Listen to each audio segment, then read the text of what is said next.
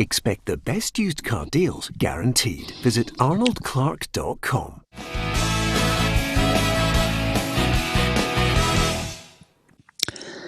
Welcome to Peter and Roughie's football show. I'm Peter Martin. Barry Ferguson and Tam McManus are with me at the moment. Roughie is not too far behind, but as you can tell by this programme, it's mayhem trying to get on with technology. Roughie's face was a picture, guys, wasn't it? It was absolutely amazing, Barry. He didn't look too happy. No, he looked bemused, if I'm being honest with you. And then he's good lady tried to come in and help him out. But hopefully we'll get him in the next 5 or 10 minutes. Yeah, absolutely. And Tam, wow, your face looks as if it's been lit up. You've spent a bit of money on technology, son, haven't you? I have. Last week was an ironing board, sellotape to a mini fridge. This week the missus went out and bought a nice little lighting kit with a selfie mode on it. So honestly, it's like a studio in my house. I'm absolutely buzzing with this wee setup. Absolutely brilliant. Hi to Darren, Gordon as well. Thanks to George for sharing the stream. And also John Watt as well. We've got lots of things to talk about. The ongoing situation with the clubs and what they're trying to do and how much they're trying to save money to make sure that the security of the clubs is ongoing for the next 3-4 months, however long it takes. Hi to Charlie Sanderson, Danny Boyd, as well as Dean Hutchin. So many others that are joining us on the programme. This is the football show. Barry and, of course, Tam with us and lots to talk about. Of course, in the last couple of minutes, we've had a release from the PFA, Barry, which is basically saying that they are going to negotiate half of the Hearts players with Hearts with regard to the contracts, possible wage deferrals, possible wage cuts that are being proposed. And I think this is possibly the way it should have started in the first place, rather than it leaking out that, you know, maybe Anne Budge was offering an ultimatum to players. I think this is what Fraser Wishart was angry about, but it looks as if the PFA will now take up the negotiating on behalf of the Hearts players. Yep, I'm 100% what you just said there, Peter. I think when these sort of scenarios that's happened with the virus, I think Hearts should have held their counsel and maybe approached the PFA and approached the players quietly and says, look, this may be what needs to happen going forward. But obviously it leaked out in the press. And now that's why the PFA up here are here for the players. So hopefully they can go in now and get some sort of solution to what's happening at Hearts. Because to be honest with you, I understand where the club are coming from, but also understand the players, Peter. They've got mortgages to pay, they've got bills to pay, so they need to look after themselves, and hopefully Fraser and his team can go in and sort something out with Anne Budge. Yeah, absolutely, 100%. Tam, you've been on this. You've been quite critical at times on Twitter about the whole affair. So the PFA are now going to take the reins on this situation. We had Gary Locke on yesterday offering, maybe from a Hearts point of view, how difficult it's going to be over the next 5 or 6 months. But maybe it shouldn't have been. I just think at some point it was washing the linen in public that really kind of caught Hearts out here, despite the fact that Anne Budge was trying to take an early lead ahead of what most clubs are following to do now. Yeah, listen, I think from the very start, if you look at Hearts and Anne Budge, to put it in football terms, she should have jockeyed the striker. She should have showed him a way for goal and bought herself time. Instead, she's dived in two-footed and committed herself. I think in terms of the PFA, she should have contacted him immediately. You know, there's two different things here. If you ask somebody to do something and you explain why you're asking them to do it, they're more likely to do it. If you tell somebody to do something and you give them an ultimatum, if you don't do it, this is what's going to happen, then people are going to rebel against that. And I think that's what the Hearts players have done. I think there's been all sorts of stuff leaked out into the press in terms of looking at players, looking at transfer fees, possibly, I'm going to use Hibs as a comparison, and I know people will accuse me of being biased, but I don't really care. Hibs and Hearts are similar sized clubs. Look at the way Hibs have went about it. They've held their counsel 2 or 3 weeks, have thought about it.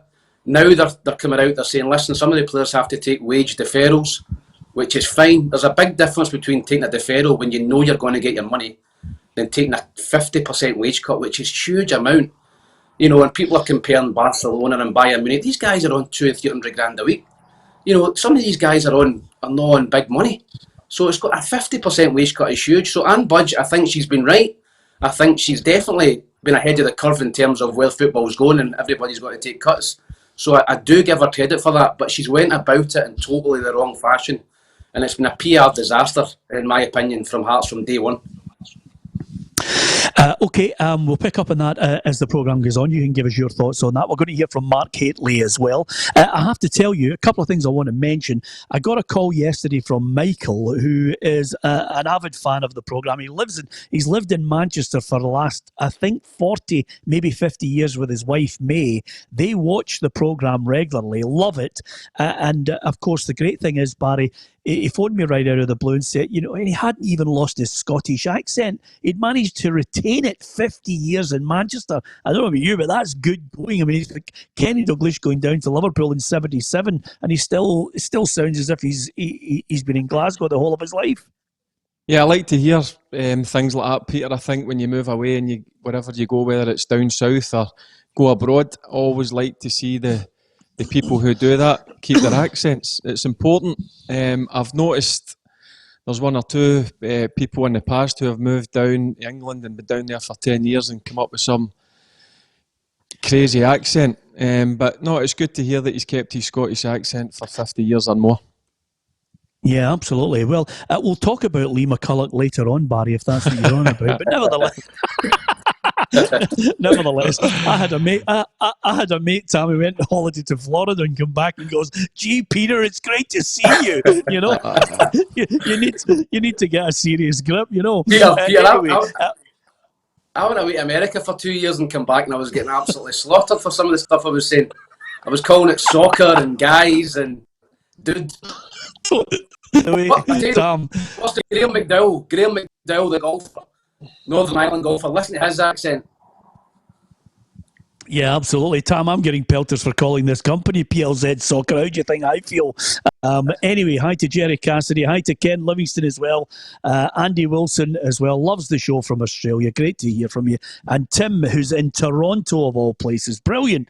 Great to see that we've got so many people. And Mel Irving says, I was panicking. I couldn't find the link there. It's great to get so many people. Do you think this year's SPL will play to a finish? Jonathan Smith. Jonathan, if you are new to the show, I think we've been emphatically saying no chance.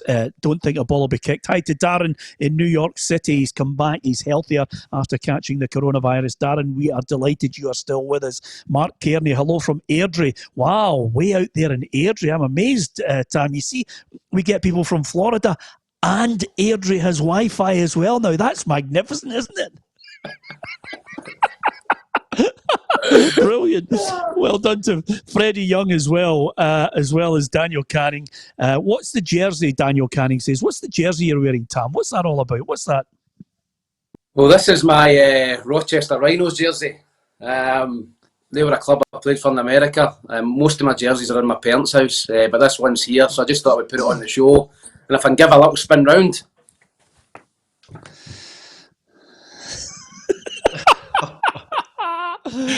You've got to be a decent player to wear number 10, by the way. Yeah. I think I've no number left. Tam, that's absolutely brilliant. Steve's in the house, magic. Anyway, so hopefully, Daniel, that answers your question. I'm going to try and get through as many people's points as well as YouTube too, because we've got lots of people who have been joining us on YouTube. I'm just skating through as many of them as I possibly can, just to give you a flavour of some of the people who are actually talking to us on YouTube and, of course, talking to us on Facebook. We'll read out as many of those messages as we possibly can. Now, with that in mind, yesterday, because we had a few technical issues, we forgot to give you the answer to the quiz. There was a player in Scotland who'd actually played with Darren Jackson, who played in the Old Firm Derby, played in the Tyneside Derby, the Tayside Derby, and of course he played in the Merseyside Derby. Barry, do you want to give us his name? You need to give me 5 minutes. It's a tough one, isn't it? Yeah. Tam, have you got a clue on that? He played in the Merseyside Derby, the Tayside Derby, Dundee United, and Tyneside, Sunderland, Newcastle, and he played in the Old Dunk Ferguson. Thank you very much, Barry Ferguson. You're on the ball. That's it. Well Big done, Barry. dunk. Great shout from Barry. Duncan Ferguson was the answer we were looking for. So with that in mind, folks, we always like to throw a wee question out at the start. Here's today's quiz question.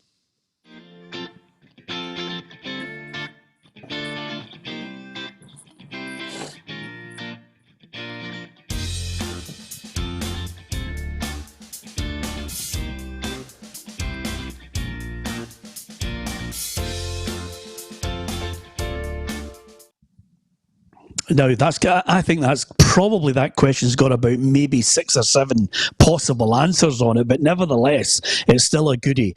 So have a think about it. I'm just going to say happy birthday to Lee Shanley. It's his birthday today. I love people celebrating their birthday. I had my birthday not that long ago, Tam. Just 2 presents. It was It was unbelievable. 2 presents. There's nothing worse for your birthday than just 2 presents. 2 good ones from my wife and my daughter, but nevertheless, you always like to get more presents. Now, incidentally, lots to talk about. UEFA were having a meeting, a video conference with all 55 countries who are members of UEFA to work out so many things. Well, here are the 8 points that everybody had to talk about and try and work out and resolve.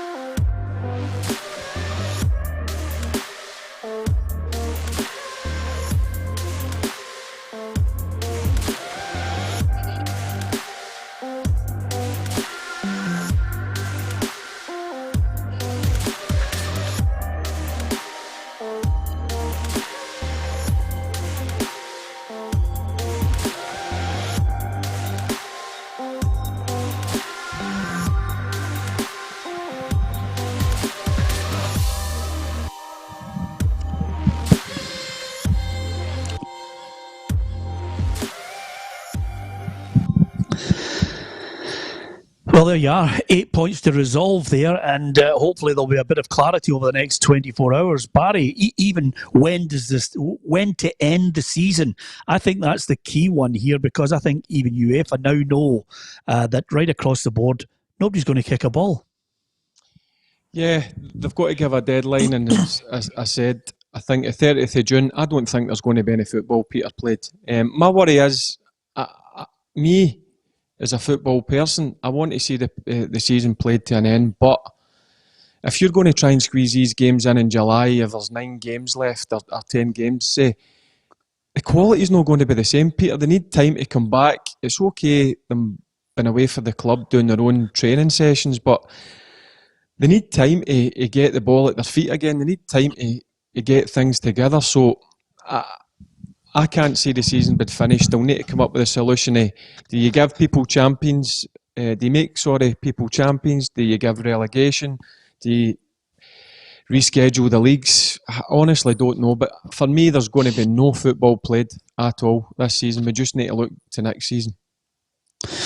Yeah, with that in mind, Tam, I'm just looking at it here. The other part of that is to ensure that clubs can finish the season. And the reason I mention that is because one team in Slovakia, MSK Zelina, they went into liquidation just basically because they couldn't afford to pay the bills. And there'll be a few other clubs following suit. So that's another major dilemma for UEFA.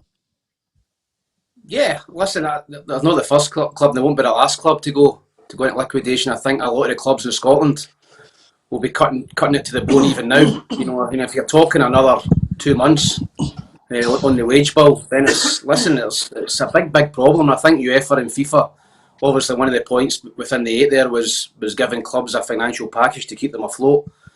I think that's going to come around quickly, because you've got clubs in Scotland, even top clubs in the Premiership, who are really struggling at the minute. And if they don't get any financial help just now, I know they're getting something from the government with the furlough campaign. We're getting 80% of your wages, but clubs need more. And I do fear for some of the clubs in Scotland. And I agree with Barry. I don't think there's going to be a ball kicked here before before the end of June. And even if it is, as you said, it'll take 3 or 4 weeks for guys to get fit again and back up to speed. Yeah, and over and above that, you've got the other part of the problem there with some of the issues they've got to resolve. Player contracts, loan deals. That's another thing, Barry, that everybody's forgetting about. If you start this in July, some players might not be attributed to that club. They might not have a contract with them anymore. They might not want to stay at that club anymore. You can't finish the season. I was talking about maybe if we have to go into July and August, finishing the season then, but you could have a totally different team. Yeah, exactly.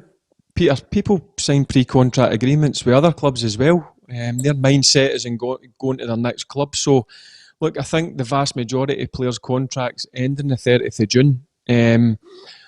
That's Premier League. But if you go down the leagues, if you go down into the Championship, where the league finishes earlier, you get into League One, I'm talking about the Scottish football, their contracts tend to finish the first week of May, going into the second week of May. So there's going to be a lot of problems regarding the contract situation.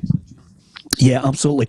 Lots of people giving us their uppings worth on this, and I want to thank you all for your opinions. I'll try and read out as many people as possible, their opinions and their name as well. Hopefully, you don't mind just getting a name check as well. Don't worry if you're coming on for a noise up. You're not going to break through, believe me, because there are some people who like arguing with other people on here about who's still in Europe, who's champions, who should be null and void. Wrong place to get to annoy anybody is here on PLZ Soccer. We tend to look for football fans who love their club. I'll just give you a quick lowdown on something else, which is the last part of this, Tam. And this is something that I think a lot of people are not thinking about, but it's going to rear its ugly head shortly. And that is quite simply Champions League, Europa League, trying to get that finished. But the other part of it is quite simply TV money, TV deals. Yeah. Not paying them out now. Canal Plus have now said that they can't play League One and League Two. So they can't. Well, would you believe it? There's Roughie. Would you believe that's you can? Hey, you can tell. Roughie, are you okay?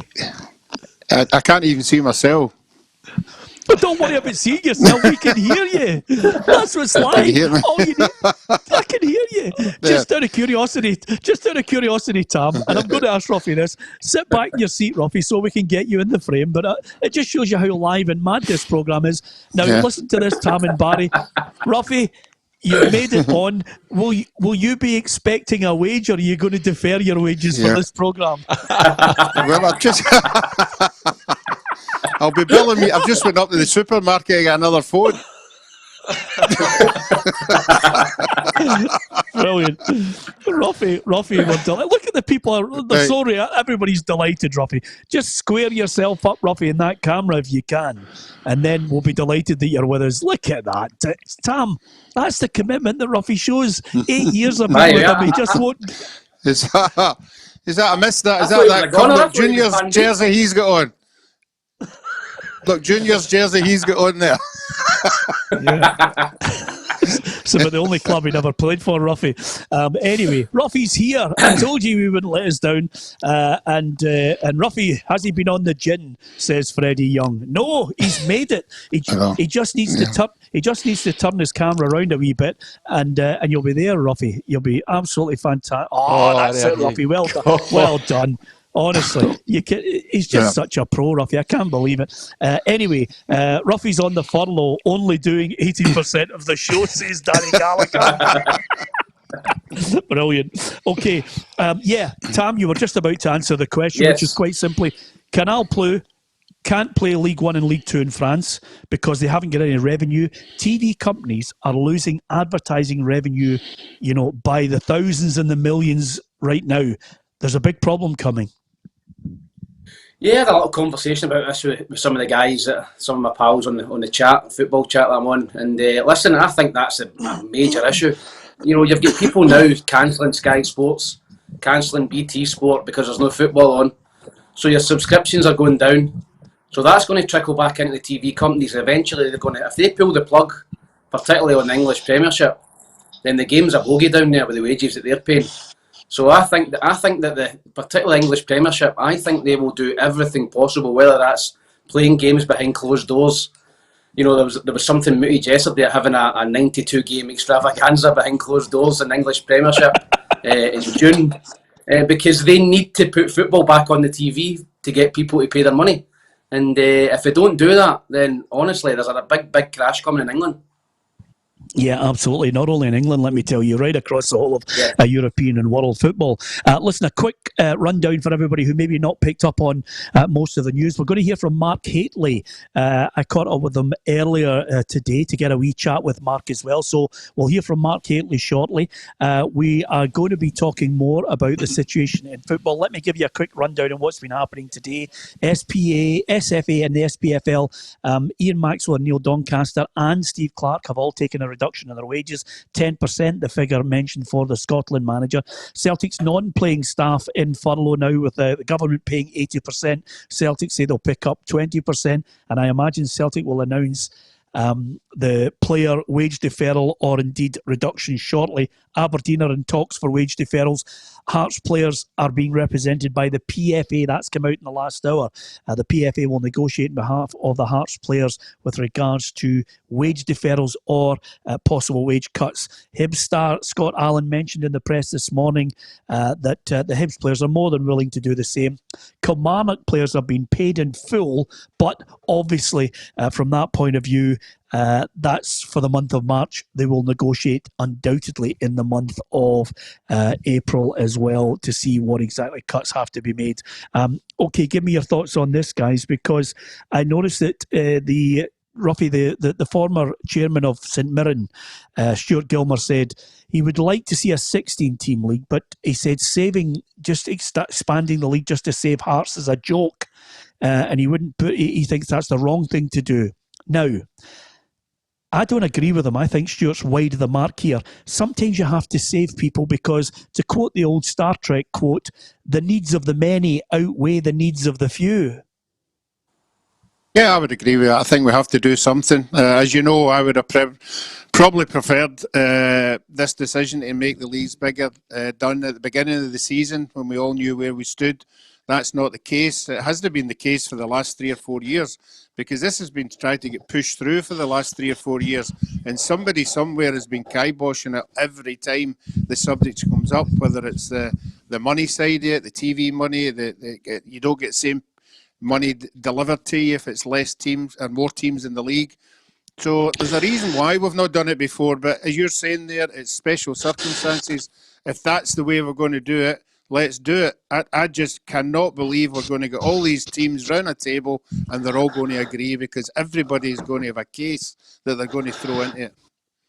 Yeah, Barry, if I was the SPFL, I would look at the situation. Look what happened with the Rangers situation in 2012. There might have been great revenue for the clubs in the lower leagues, but you're now in a situation where a lot of clubs could be in great financial difficulty over the next couple of months. Some of them might struggle to survive. This is the time to make decisions to try and bring everybody into a bigger league. Some people are saying, some of the games would be meaningless and boring. I mean, at the end of the day, you can still have your 4 games. You can have a split at some point. Yep, Peter, it's the way forward. They'll go back to the first point. See if Celtic, who are the richest club in Scotland, they're cash rich. What have they got in the bank? 30, 40 million. They're having to put their non-playing staff on furlough. And it looks as if the playing staff will be taking wage cuts in the coming month. So that's a cause for concern. Now, the only way to make all better, make football better as a whole in Scottish football, which I've been saying for the 12 to 24 months, make the leagues bigger. Whether it's a 14 team, whether it's 16 team, we have got to go and do it. Now is the time to do it. Under these circumstances with the virus, let's go and do it. Because I know there was a 21-22 happening. Now is the perfect time to go and do it. Yeah, I agree. Tam, you're not telling me that Dundee United are going to lessen the quality of a 14-team league. Dundee will enhance it. They bring great crowds with them. What's the problem here? No, I agree with everything that's getting said, Peter. Listen, I looked at the top 4 currently in the Championship. Dundee United, Inverness, Ayr United and Dundee. I mean, that is a fantastic 4 to come up into the Premier League. and I think that would enhance the league. I don't think there's any meaningless games. I think the main sticking point for a lot of people, and especially for Celtic and Rangers, is them getting their 4 derbies. They'll still get that. And I think it will give a chance for younger players as well. There's not as much pressure on teams to stay up. There'll be a lot more games. And listen, I just think that it's all round. It would be good for Scottish football. And now is the time to do it. If that means saving Hearts, then save Hearts. Or save Partick Thistle. Because it's not about that. It's about keeping your big teams and your big clubs in as high a position as possible. Yeah, absolutely. Lots of people commenting here. Of course, some people disagree with it. I think, Dundee United would be a great addition, says James Cartry. Inverness, all up. They would all be great additions to the league. I agree with you, James. We increased the league to 12 before. We reduced after we'd reduced the league to 10. So that's from Dougie Liddell. Why would we expand the league, says Ali O'Neill. If Celtic get the league, then Hearts are relegated. We need to prioritise finishing this season over next season. Yeah, that's the one thing. I think, Ali, that might be your opinion on it, and again, we value that, but quite simply, we need to prioritise clubs surviving, Ali, more than anything else. It should be cancelled. Life is way more important than football, says George Grimison. George, I don't think you've got too many people disagreeing with you on here. We understand that every person staying healthy, every person staying alive, every person we'd hope would be recovering. It's not the case, but we send out our love and our best wishes to everyone to heed the government guidelines and stay indoors until we can flatten this spike and also get to a point where we can safely go out. But it's not at the moment. If you're listening to the likes of Nicola Sturgeon and the Prime Minister and the medical officers north and south of the border. Lots of people having their point of view on this. Wake up, says Andrew Jenkinson. 27 points to play for and only 4 behind Hamilton, and you want Hearts relegated. Yeah, Andrew, I think Gary Locke said that so eloquently yesterday. There's so many points to play for. You can't relegate Hearts, but if we can't get it finished, I don't think they should be down there. I think because of the financial implications, we should have more clubs in, work out a format that works for next season and engage people. And the other thing that I think, and I can speak to you about this, Barry, Roughie and Tam, especially would you believe, Roughie and Tam, here's something we should do. And I think it's something that annoys the life out of me. The clubs should change their attitude to the media. And I think they should embrace the American concept, which is quite simply go out and let your players speak to let your players speak to the media, let them go out and have more access and promote the game the way it should be promoted. Make it glossy as well. So I think that's a key, Tam. You think about America. You can walk in and you can interview players and they are more than willing to talk to you. In here, the press and the media are viewed as the enemy. Absolutely, Peter. Listen, I played in America, particularly for Colorado Rapids in the MLS. It was a shock to me because I can remember my first game at home. We came off with winning 1-0, and I get stopped for an interview at half-time from the local news station. So I had to give an interview, bang, right on half-time. And straight after the game, literally after the manager had gave his full-time team talk and assessment, the press were in the dressing room, interviewing boys when you're still getting changed and all that, interviewing cameras in. It was total all access, and I think that's what you're probably saying. I think there's got to be a relaxation of the media in terms of here. Everybody thinks that the media here have got a agenda. You're biased towards somebody, and that's the problem in Scotland. If you say something about Celtic, oh, you hate Rangers. If you say something about Rangers, oh, you hate Celtic. That's just the way it is.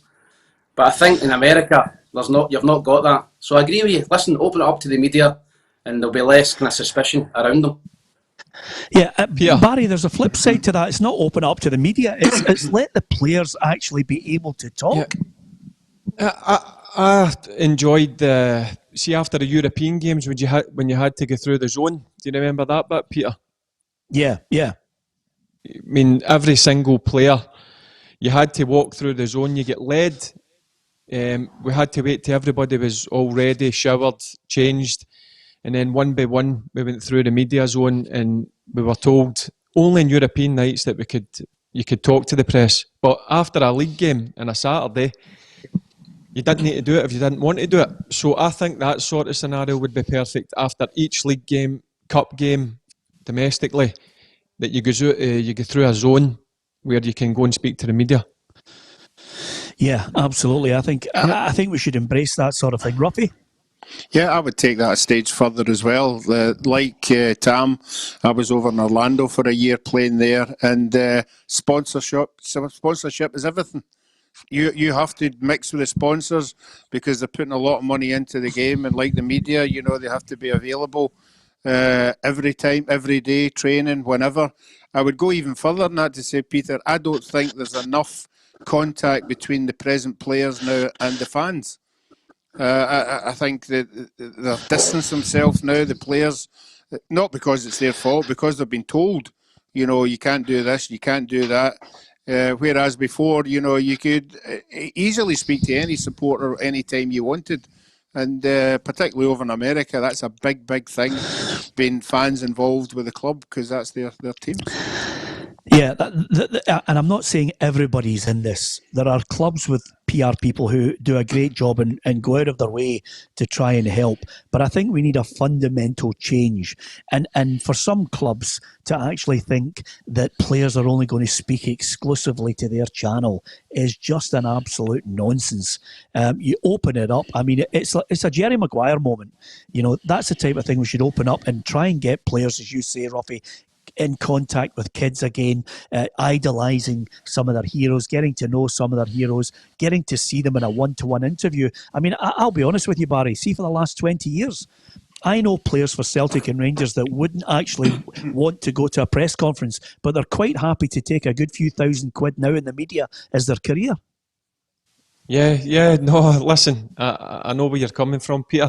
I'll come up to one thing we done down at Birmingham, which I quite like, Peter.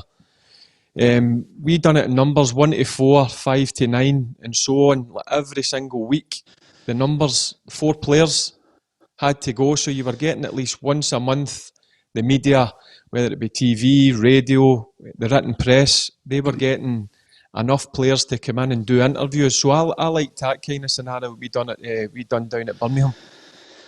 Yeah, we're going to speak to Mark Hateley shortly. I caught up with Mark earlier on, but there's lots of good points here. Neil Lumsden. Hi, Neil. Thanks for joining us on the programme. We've got lots of great points. Only thing that can be done and that makes any sense is league expansion, says Neil. Celtic are worthy winners. No one really can doubt that. But at the bottom of the league, there's too much that could happen. Any club has the chance of staying up. So league expansion keeps them all up. Celtic awarded the league and the tops in the championship go up as well, just as it should be. Also, what's the negative to this? I don't know, says Neil. Neil, you wouldn't believe it. Some people just don't want these things to happen. I don't envy Neil Doncaster eventually having to come out and the SPFL have to make a call on what's going to happen. Listen, earlier today I caught up with Mark Hateley to get his thoughts on what's happening. Well, I'm delighted to say Mark Hateley joins us now on the Football Show. Mark, first and foremost, are you fitting well? Are your family fitting well? Yeah, we're all fitting well, Peter. Yours, hopefully, the same as mine. Not climbing the walls as much as mine. Got a sort of kids back from uni, so we've got a house full, as they say. But I think it's better having a house full than a house empty in these sort of times. Does keep your time occupied. Well, I just wish we'd have a bit more sunshine so we could experience the outdoors a bit in the garden. But there you go. Yeah, absolutely. Listen, I'm delighted that the family are well. Obviously, football's in shutdown at the moment. So many people have offered their opinion on what they'd like to see happen. How do you think, just in a personal point of view, you'd like to see it resolved? Well, I would like to see it all played out. Whether that's going to be possible or not, I think, so speaking as an ex-pro, I think if I think the thing is you want the season to be played in full. Then there's no sort of griping back to say, well, it wasn't finished, so blah blah blah blah and all that. As a professional, I think most players would want to play the season out, but whether that's going to happen or not, Peter, that's the $1 million question. Running out of time, not enough time. But at this particular moment, I think football is on the back burner for me. I think it's all about health and safety and security for families. But as I say, it's always going to be that question. When we're going to get going, can we get it going, and can we play it through? Yeah, would you look to, I mean, obviously UEFA is going to give everybody a guideline, the SPFL Yes. especially. Would you say, well, listen, as long as it takes, would you start trying to finish this season at the start of next season when everybody comes out of hibernation? Yes, exactly, Peter. That's what I would do. I would play it out to a finish and then just play into the next season straight away. I think at this particular moment in time, I think this is probably the most downtime that players have had in a long, long time, especially the international players, playing through summers and that. And I just think as Rangers player Scotty Arfield just jumps to mind. He's been playing through the last 2 summers. So, it's actually an ideal opportunity for players to enjoy the families at the moment, keep on top of their training, obviously, and then have a pick-up as soon as government decides when this is going to go forward. Then you pick it up, you pick your pace up, you have a couple of weeks back into it, and you get the season going, and then you run the way through. I think possibly maybe dropping a cup competition next year. I think the international friendlies will be few and far between because obviously we've got the Euros coming next summer. So I don't think they would count as much. But I think more importantly is to get this season done and to get next season's underway. Yeah, let me ask you this. I mean, obviously, I'm almost certain that lots of people are offering, advice to clubs that could potentially fold, Mark. I mean, Stuart Gilmour, the ex-St Mirren chairman, says trying to expand the league to save Hearts is a joke. My personal opinion is, in very difficult circumstances, I think expanding the league is a necessity to try and keep clubs afloat. These are desperate times. What would you do? Would you expand it, and still work out a way to get 3-4 Old Firm games? Listen, it's that $1 million question. We could actually take a real big leap here and completely restructure the whole of Scottish football. Whether that's going to happen or not, I would probably say no, and we'd probably hark back to carrying on with what we're doing. That seems to be the way forward all the time for me with Scottish football. So whether you expand the league, would you change or not, that? I think we are. We're supposed to be a pioneering country. We do things. We try and do things ahead of other organisations, but it's a difficult one. But I think before you start to cloud that and expand the league and all that sort of stuff, you have to get this one sorted finished first, and then the only way to do that is to play it through. Yeah, now, you're obviously closely linked with Rangers. There's big boardroom changes. Douglas Park is in there. I don't think I've any doubt, Mark, that Rangers will be talking to players and staff behind the scenes, whether it's been reported or not. I think they'll be making cuts and telling people, look, if it's a wage deferral or a wage cuts, we need to do this for the long-term future of the club. I don't know. I'm not up to speed on that side. Just and the stuff that we behind the scenes on commercial and hospitality events and all that sort of stuff, and it's a massive impact on our club. Never mind everybody else. It's real difficult. Douglas coming in is fantastic news for the supporters. As a chairman, John Bennett as well, real smart, intellectual man. So these are the guys you put in the helm of and the responsibilities of your employees. These guys will come to some sort of understanding or agreement. Things will be in place to go forward without a shadow of a doubt, and then